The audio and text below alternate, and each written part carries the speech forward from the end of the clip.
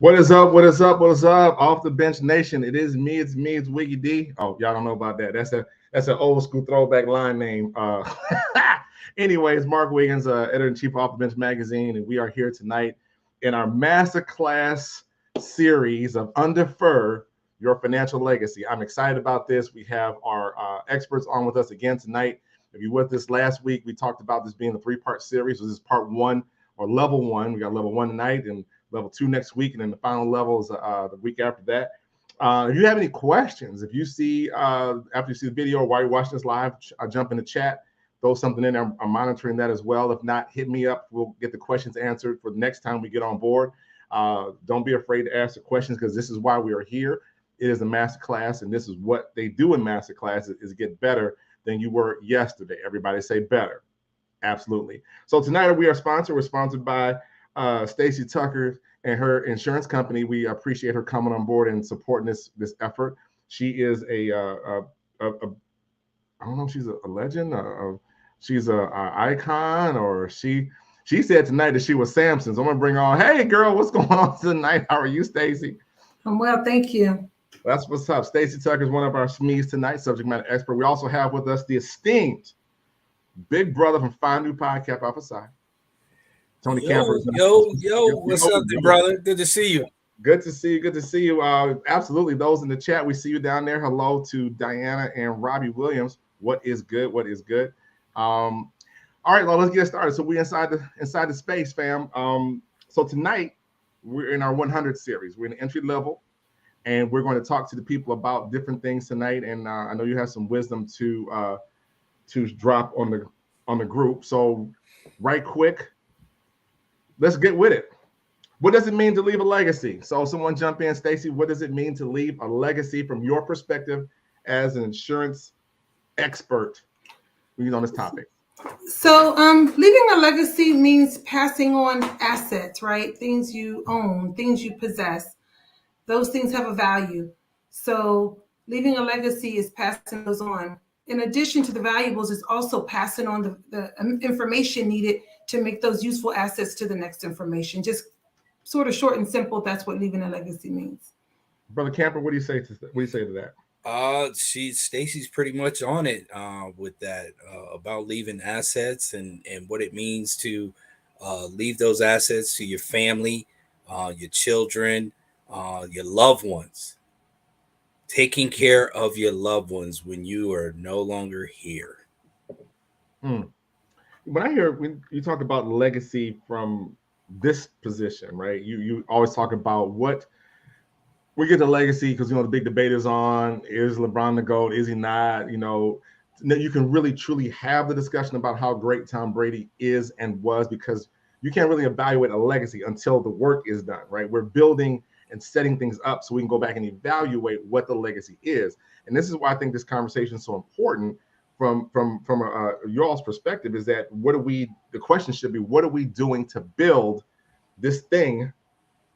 So when we're done, we can look at the legacy that we left, right? So that's kind of what I'm taking. Is that a great inner perception of that, Stacey? Am I on point with that? Yeah, absolutely. I think it encompasses so many things, not just the physical assets. As you mentioned, athletes or people who are in technology or science or things like that. It's a body of work that a person may have produced, right? It's reputation. That's why people have trademarks and patents and things like that. Information that they can pass on that has a value. The key component is it has to have a value so that it can be passed on. Otherwise, it's just a legend, as you said, or theory. You can't really sell theory. So that's what we mean when we say legacy. Passing on this body or pool of assets that someone else can find a value to and use later.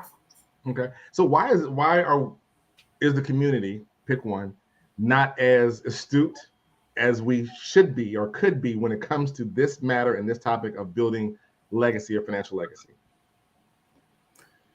I'll start. So there's plenty of things, but I'm gonna mention three tonight, and there's some we'll be able to build on. Number one is going to be lack of access to information. That's not as true as it was before. But I also, as I mentioned earlier, it's not just the information, but it's financial intelligence, the ability to use that information in a useful and practical way, right? So And let me also add at this juncture that this podcast is for informational, it's for educational purposes. I'm not giving legal advice or investment advice. However, it's useful information. So part of what our community doesn't have is access and knowledge and community. So feel free to share it with those who could use that information.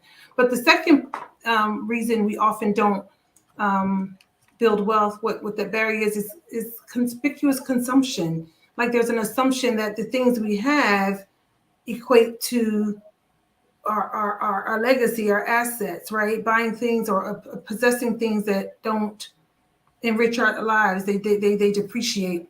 Mm-hmm. A third thing that I'd like to point out is emergencies, right? These things take away so much of what we have and why we can't build wealth, right?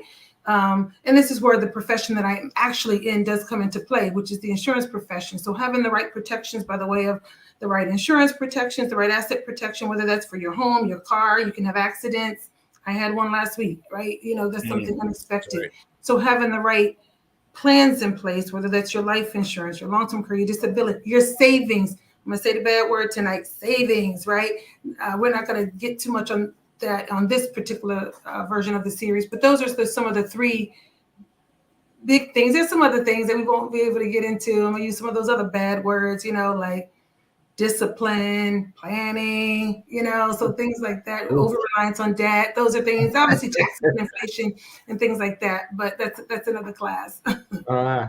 Tony, what's your thought on that? Well, all the things that Stacey had mentioned are very much true. And I think some of the challenges that we may face as a community, and pick one, as you said, is the willingness to receive the education that's being put out to you.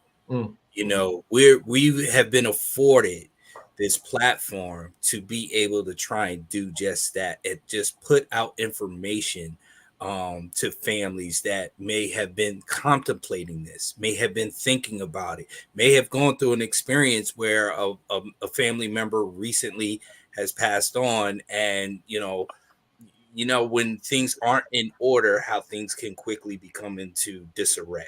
And what happens in between families when things aren't in order.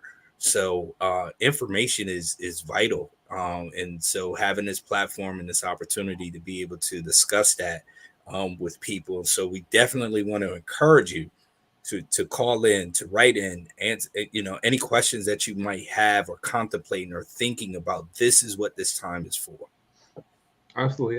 And I like what you said about the getting the information, and we are reluctant to ask the question for fear of sounding ignorant, but we ignorant to the fact because we don't ask the question.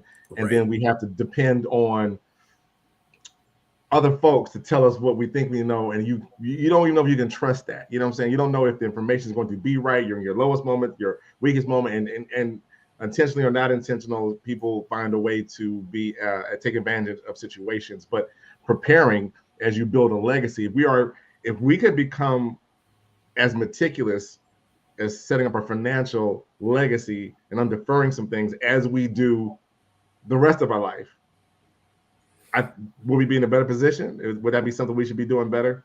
Absolutely. It's funny you say that, Mark. Recently, having gone to those services of members that we lost, I find that that's when I'm approached with the question most. Is at that time.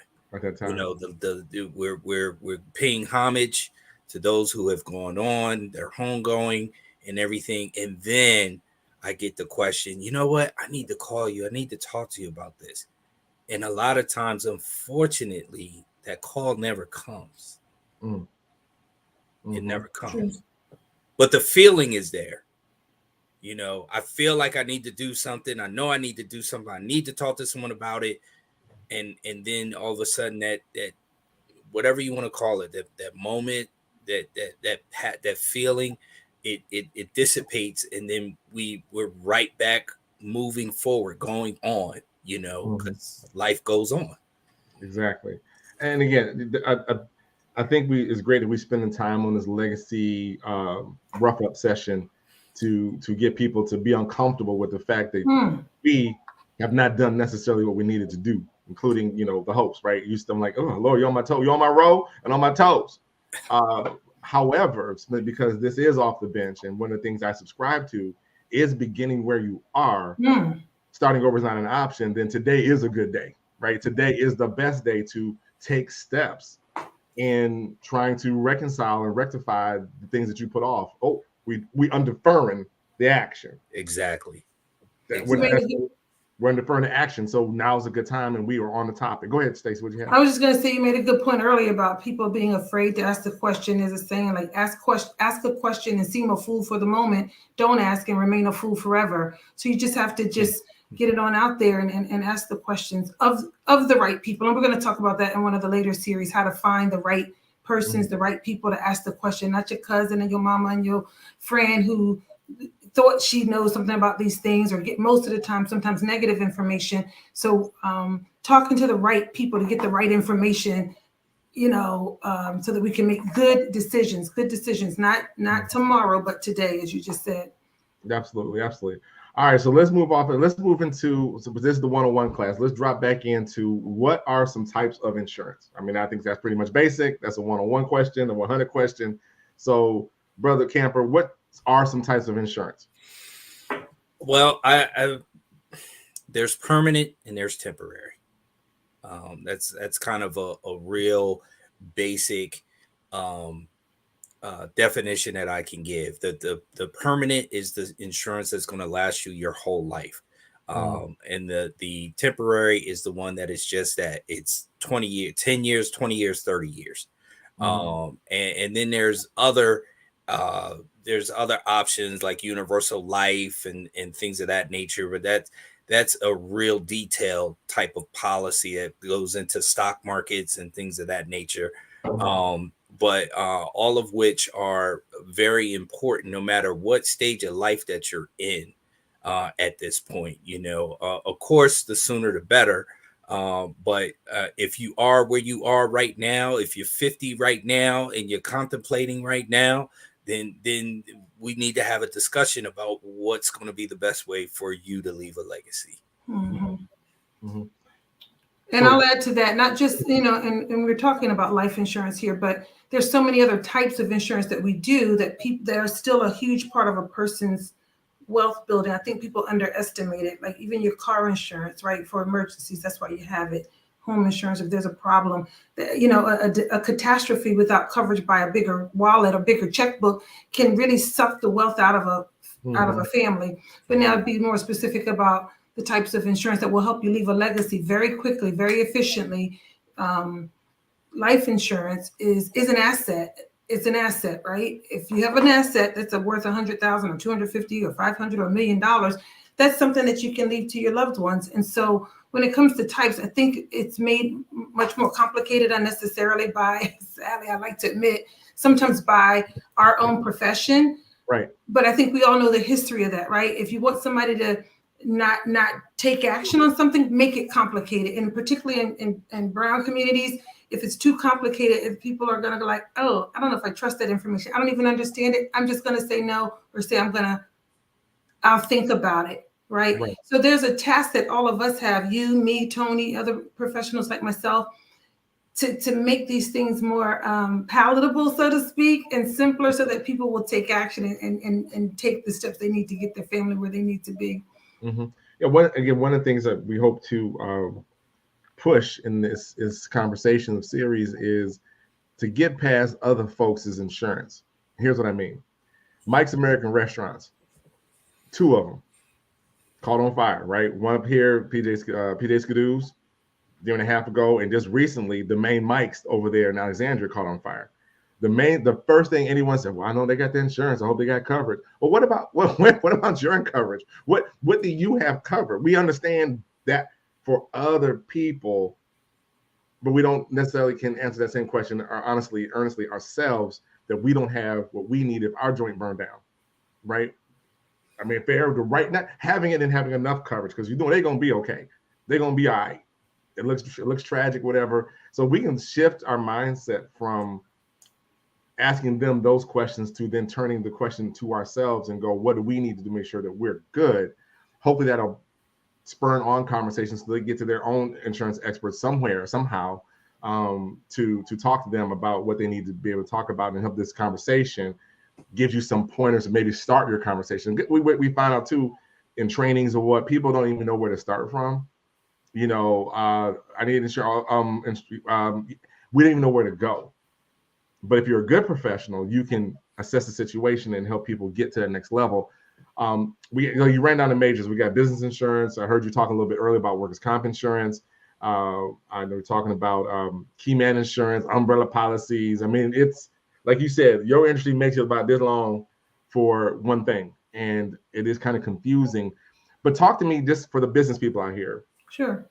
What would you recommend to start? I'm starting my new business. I've got my name. I got my EIN. I got my placard outside. I need some coverage and stuff. What would you recommend? First of all, congratulations, because starting a business is one of the best ways to leave a legacy, right? So, but you want to protect it. Every dollar you earn is at risk, right? Because it's supposed to be to put food on your family's table, but you don't want somebody to take it away, because I always say, once you've earned your first dollar, you need insurance. You're now in business. Even if you're selling cupcakes out of your basement or makeup out of your trunk, you're now in business, right? And that puts you at a different level of exposure and level of risk. So the basic one is your general, the words, it's exactly what it sounds like, general liability. Liability is always what I call for the other guy. If you're trying to remember it, liability will always pay the other guy. You will never get a check written out from an insurance company with your name on it from your liability coverage. It's to protect you from someone else taking assets from your future, right? Then there's things that are a little more specific. So we will call that like your professional liability, like your errors and omissions. So depending on what your profession is, it may be called something different. So if you're a realtor, it's your E&O. If you're an insurance agent like myself, it's errors and omissions. If you're a podcaster, it may have things like, libel and slander and those kinds of liabilities and things. And if you're a doctor, it's medical malpractice. You get the idea, right? And then you've got these other things like workers' compensation. Now you've grown, you got employees, yay. There's a risk. If they get hurt on your job, they're entitled to their medical bills to be covered by you. So there's workers' compensation. And some of these things, aren't that as expensive as they sound. Now, when you get to the professional, it starts to get a little more expensive, but guess what? Not having it is expensive. And then you brought out the other things like key man. So most people don't realize that that's actually a life insurance plan. It's if you're fortunate enough to have a partner or two or three, if one of them passes away, now you've got a spouse or some children who might end up being part of your business, who know nothing about it or don't really want to be in business with you, and maybe you don't want to be in business with them. That key man policy gives you a coverage on that particular person, that key man, that you can replace that skill. Mark, there's people whose skills is worth $150,000, $180,000, and it's unique to them. How do you recruit somebody to fill that gap, right? The recruiting process alone can cost you tens of thousands of dollars, right? So having that key man coverage is on the life of that partner, of all you partners, hopefully, if it's done right. And that way the business can keep going, not have to be over with because one partner with the vision or the one with the skill or the one with the money passes away. Does all of that make sense? So that's I call it the triple whammy. The first three you always need are like the general liability, the professional liability, and the workers' comp. There's more depending on your business, but those are the key ones. Okay. That's what I'm saying. If you're out here listening to this, are you exhausted? Because that's a lot. And do not attempt this alone. Right. Do not go out here by yourself. No. Turn them commercials off and call somebody. Sit down with them, make them come see you, and then have the kind of face to face. Because there's a lot of information out there. And again, it sounds so scary, like you said, but when you go through it, you go, whew, how did I even think I was going to do this without that, right? And I think especially when you start breaking it down about what policy does what, and the liability does what to whom. Am I liable? No, I'm protecting myself, or those kinds of things, and those will help drive people's decisions. So there's a great information on the types of insurances. Go ahead. Let me add, there's a lot of serial entrepreneurs listening to your podcast. I know that. What those folks also need to understand is one policy doesn't cover different types of businesses. Maybe you do makeup and lashes, but then you also do IT. They're not the same. They can't have the same insurance policy. Different risk. Thank you, Tony. Thank you. And they're very different. Risk. So. Mm-hmm. There's a gem right there, because you're right. Most people who side hustle, they are counter opposite of what their job is. They're usually in their passion. Very rare is your passion also your side hustle, right? Right. But the main job and your side, it's something different. You have artistic ability, like we found during COVID. Everybody pulled out their hobby kits and started making stuff, but then during the day, they're vice presidents of IT companies. Well, they don't match. They don't match, and so that is a great combination to look at that. All right, let's go on to our next. We talked about this before, since we're talking about the work part. Is work insurance enough? And doggone it, what is it? Is work insurance or the insurance that you get from your job? We're talking job. Right? Talking okay. W2. Is the work insurance enough? The work insurance can be, in my opinion, can be summed up as it's a great benefit. And the reason I say benefit, Mark, is because it only is with you for as long as you're with that job. The instant that you decide to, if you work for Booz Allen, and then you decide to go work for L3 Harris, you know, and you change it, you're changing companies, so that those benefits do not travel with you from one job to the next. And typically what happens initially is, you know, we're all happy and excited because we got this new job, and they're giving us this great big benefit package, and most of the times it's not read thoroughly, or it's not explained to us thoroughly. So the only thing that you click off is I get this benefit if I die that amounts to 1.5 or twice my salary or 3 times my salary, depending on what level you're coming into. And so that's the benefit. But there's also fine print, like what happens. Is that going to pay out if you go on vacation? If something happens that is not in the course of your job description, is that benefit still going to be paid out to your beneficiary?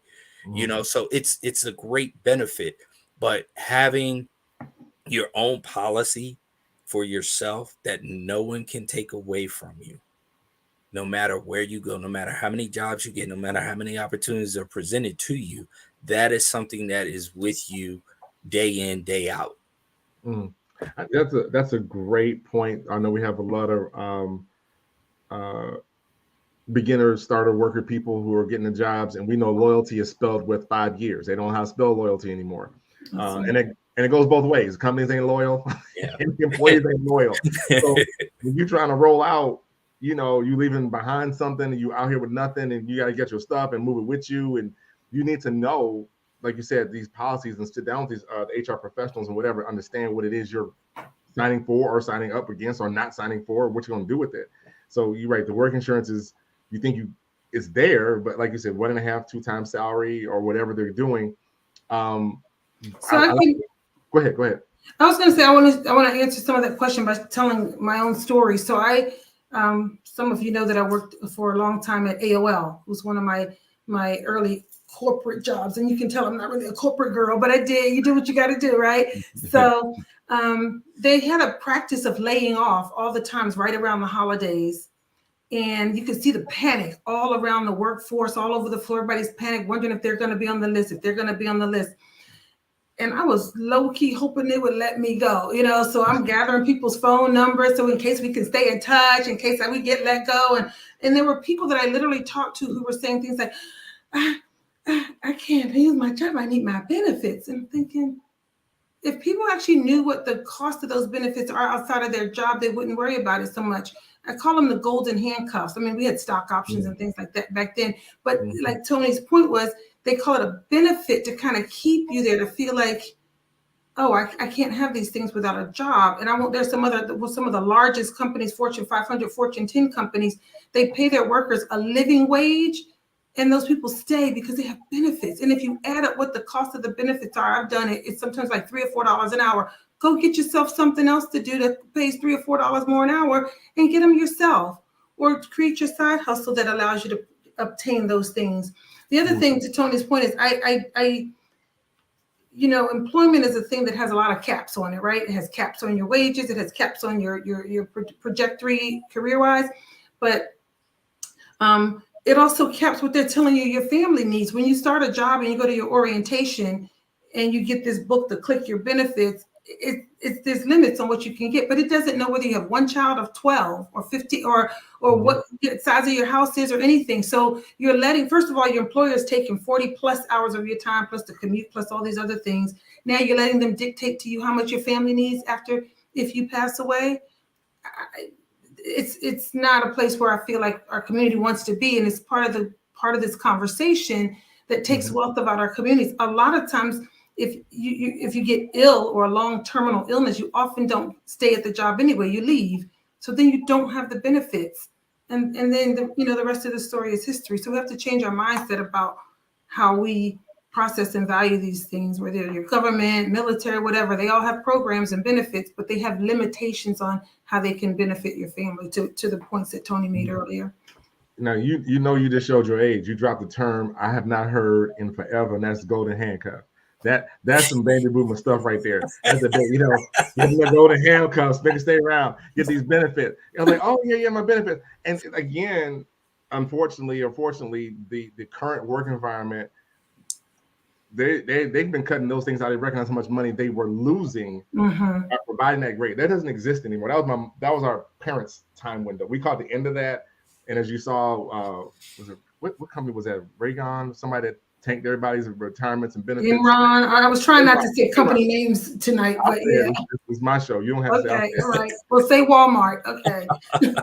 the opinions expressed of this host are not of the show. But anyway, but it's a case study in business school talking about what happened and how corporate greed, and that started them saying, well, hold up, we are paying a lot of money out here to people.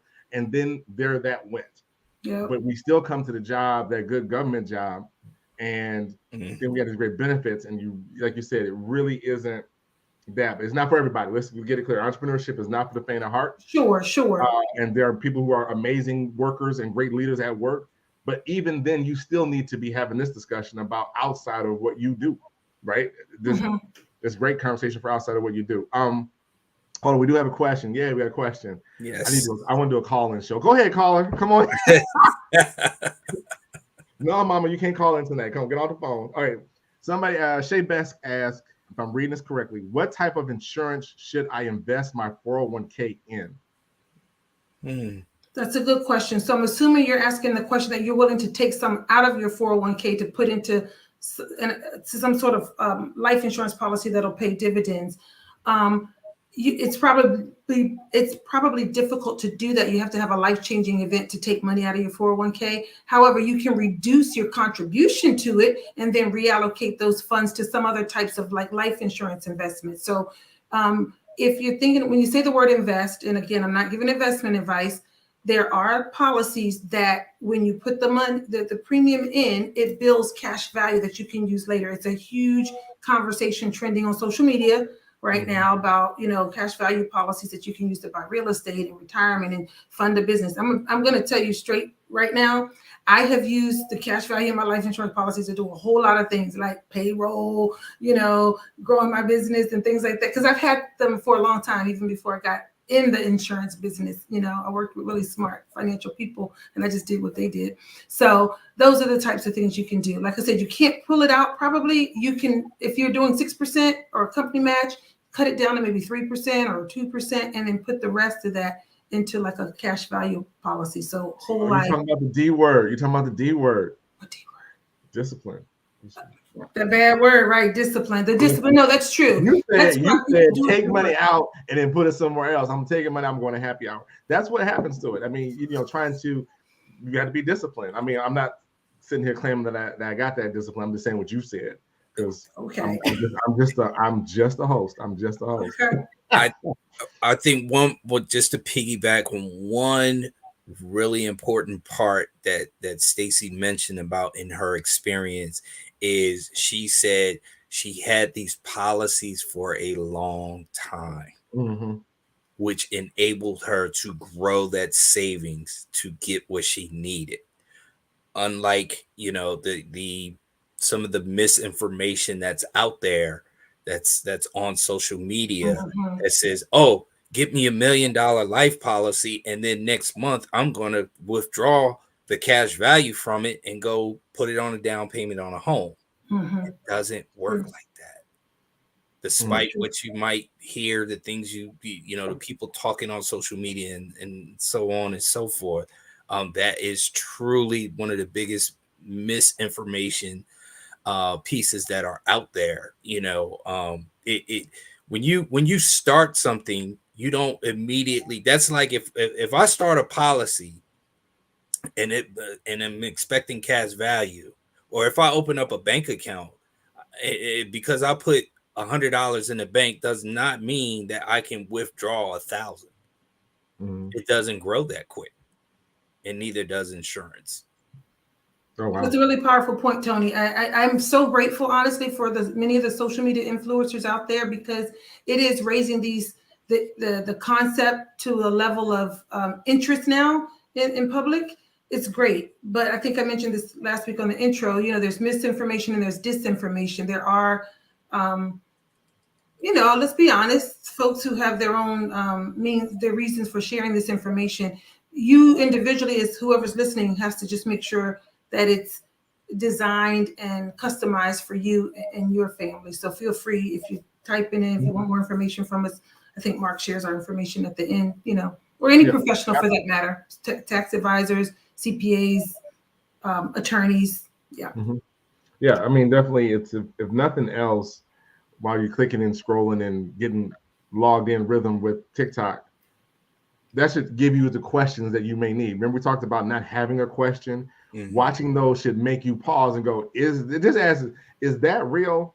That's a great question to start. How does that work? We're talking about these, universal life. How does it really work? Because they only got 3 minutes to tell you, and they probably ain't telling you unless you bind their program and go somewhere else, content creator talking. I understand how this works, but I have generated some great questions off watching it because I didn't necessarily quite believe nor understand what they were saying. And I'm not going to ask them to explain to me. I'm going to go look somewhere else first, then go ask and put together your question list and to a professional and say, hey, how much of this is real?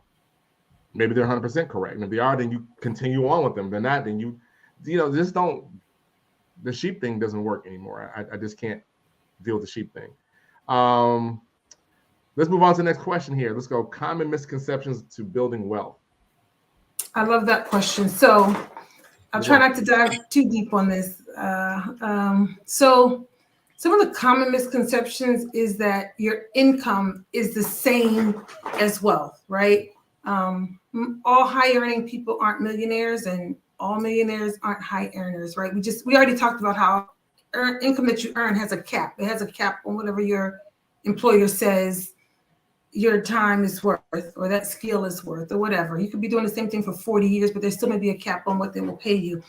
So if you have a job, somebody usually decides what the value of your time is worth. I say job because I have a hard time saying job. I'm so averse to even having one. It's the journey of the broke. So they'll decide that. But if you have other income, Journey of the broke. like real estate, like life insurance, like a business, things that you can pass on, there's unlimited potential about what those things can be worth. You get to decide as a business owner if you want to work 18, 19, 20 hours a day to grow your business, great. Or if you want to get it to a point where you work 2 hours a day and you're still earning, that's great. You're a podcaster, right? This is you've written books, or you collaborated on books. If you do things that create residuals or royalties, those things can outlive you. Right now, it doesn't always work out that way. We've had a lot of cases in, public figures who didn't do it well. Some of our famous artists, Aretha Franklin, let's say Chadwick Boseman, people like that. Their work, their body of work, can create income even when they're not participating in the body of work. Right? That's what we all want. Money will always sleep. Right? So that's one of the myths, that it's about how much you earn. The other myth is that what you have defines what you're worth, and it's not. Because if you have assets, but there's a corresponding loan against it, then the asset is not, it doesn't add to your net worth. And then the third thing I wanted to just add is like another common misconception is that the way you start is the way you have to end. We already said it. It's like most of us weren't born, with it in our hand or in our pocket, but it comes back to those things, the dirty word again, like some discipline, some planning, some structure, some knowledge, and figuring out what you can do to take what you have to make it earn more. Okay. All right, Tony, what you got? The misconceptions to building wealth is there's really not a whole lot more that I could add to what Stacy has already had put out there. Just because I drive a 750 series BMW doesn't mean that I make 750 series money necessarily. Because I wear labels, and we'll just call it that, labels, that can give the perception that I am wealthy, or that I can afford it. But the truth of the matter is you may not know that my light bill is short, or you might not know that other things are lacking.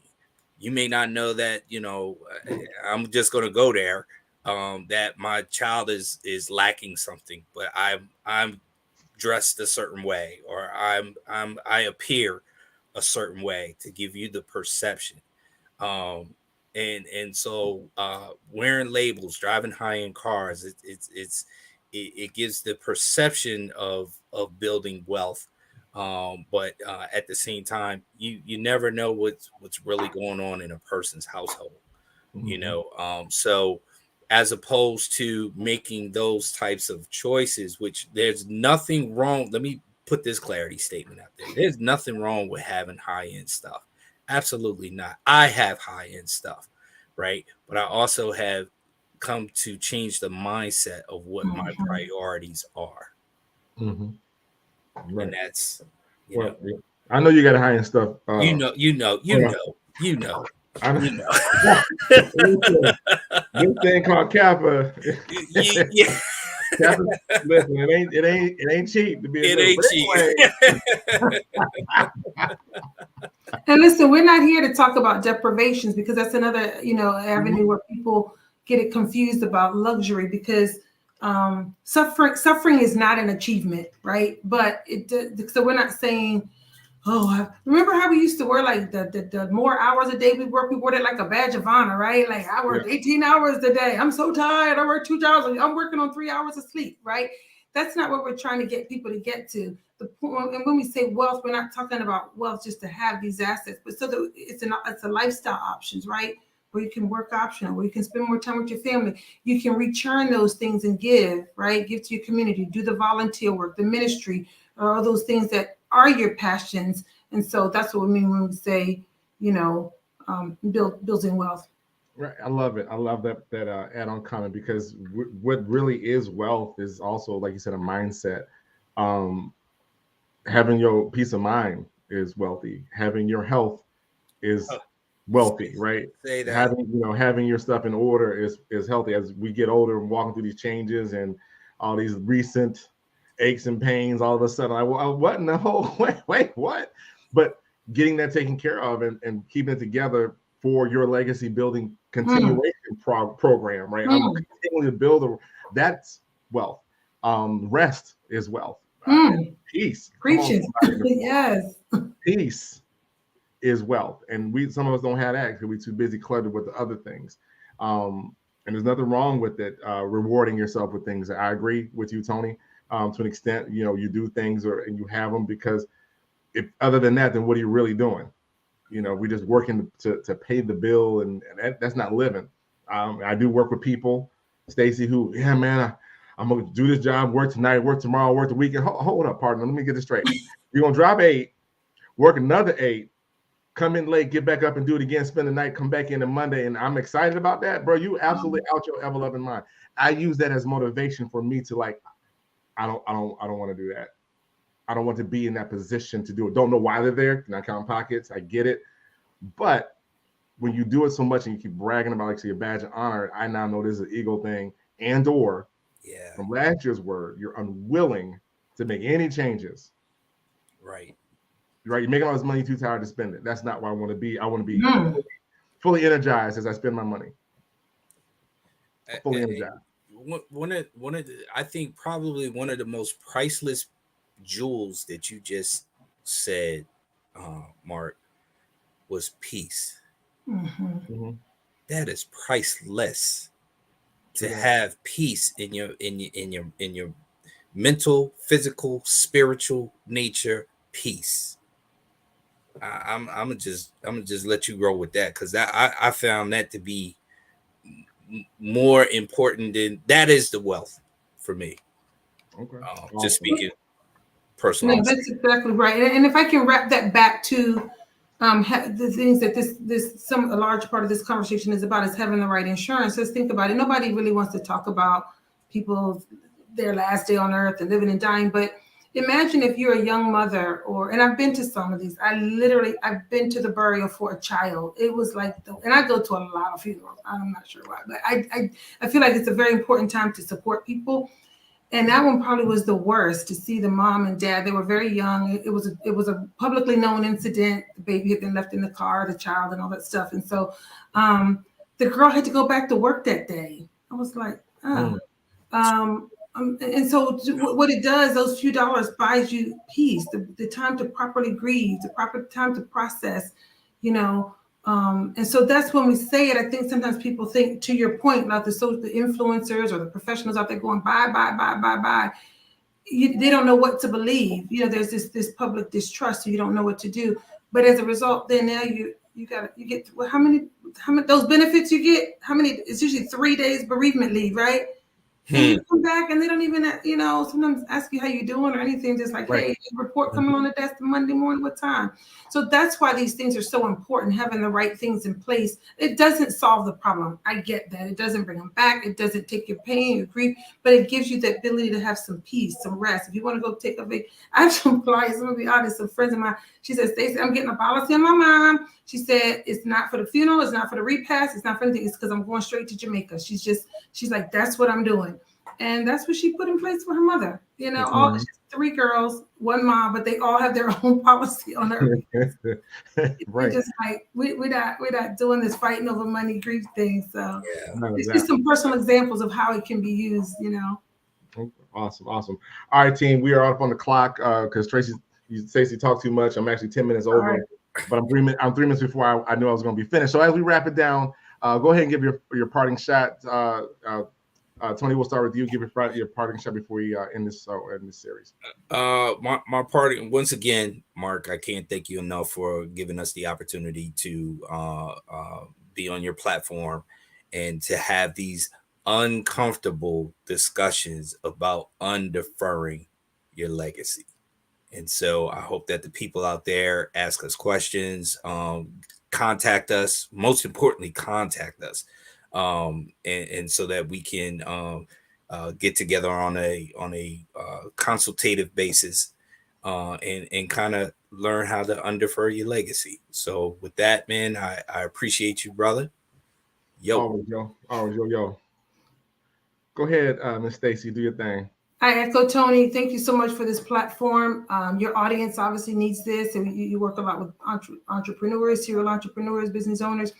And it's a conversation that needs to be had. And in our next sessions, we're going to talk a little bit more about how we can start those conversations. So thank you so much. And if you're listening, even now on the replay, leave us questions so that we can help, inform how we'll carry forward. Absolutely. Thank you so much, Stacey. Thank you for coming on. Everybody, that's our show for this evening. Thank you to Stacey and Tony for coming on. And again, this is brought to you by Stacey and her insurance company for putting on this platform, this mastermind. This is a new twist for Off the Bench Magazine, and I'm loving it right now. So anybody else out there in the industry that wants to come on and share information, something that our community needs to know. And when I say community, I'm talking about everybody on my Facebook page, on my Instagram page, everywhere. That's my community. No colors are needed. You community. So bring it on. So let's talk about it, because we are in that space where we need to make sure things are in order. and decency in order. So we definitely want to do that. Also, make sure you're subscribed to the magazine. Go to offthebenchmagazine.com. The Women of Power issue is dropping shortly. It's going to be really, really good. I'm excited about it and all the things we got coming down. We want to thank our guest again, and those who patched in, Diana, Robbie. Did y'all want to come on and say something? No, you good? Okay. Diana, Robbie, Shay Best, Monica Taylor, we see you out there. Hey, Sandy, and Dr. Davis is on. Dr. Davis is one of the top pediatricians in Loudoun County. You don't believe me? She got 7 magazine covers that she says different. So if you need child care in Loudoun County, check out Healthy Kids. Anyway, I am Mark Wiggins. That's all I have for today. And as always, if you can reach your dreams with a step ladder, then they're probably too low. I'm out.